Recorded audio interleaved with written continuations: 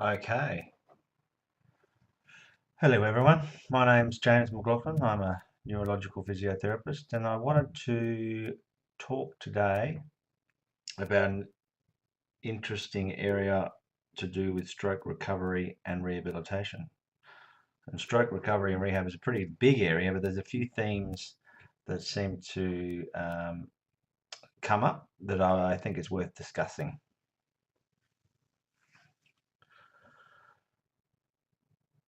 So after you have a stroke, you have this decline in function and then this gradual period over months of recovery. And the early phase is all about saving brain.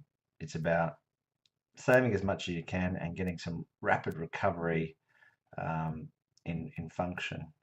Then there's this other period, sort of between up to 3 to 6 months, which we call spontaneous biological recovery, and that's also the phase where, if you're lucky, you're getting some rehabilitation, where you get good care and prevention of secondary complications.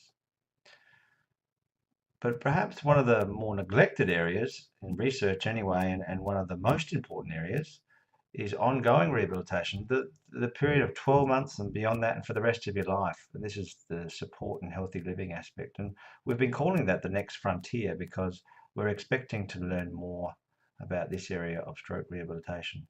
So the saving brain area is going quite well, we think, in terms of in the Western world anyway, in terms of good care.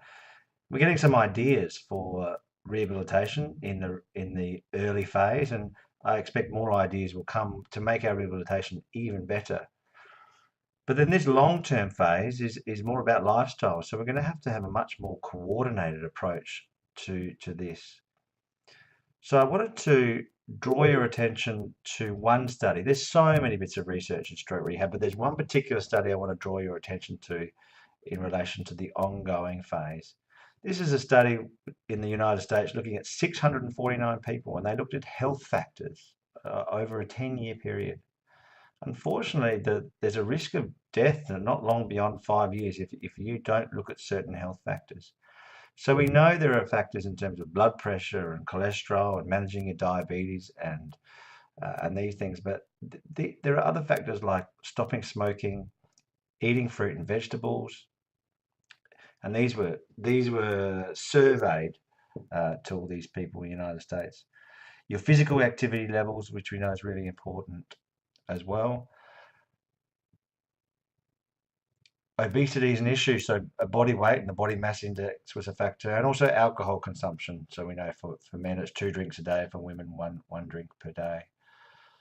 But if you look at the lifestyle factors, your trajectory over 10 years is completely different. So I think if you're going to talk about stroke rehab, have you considered these um, and has a person with stroke or people you know with stroke, are they considering these in really important lifestyle factors?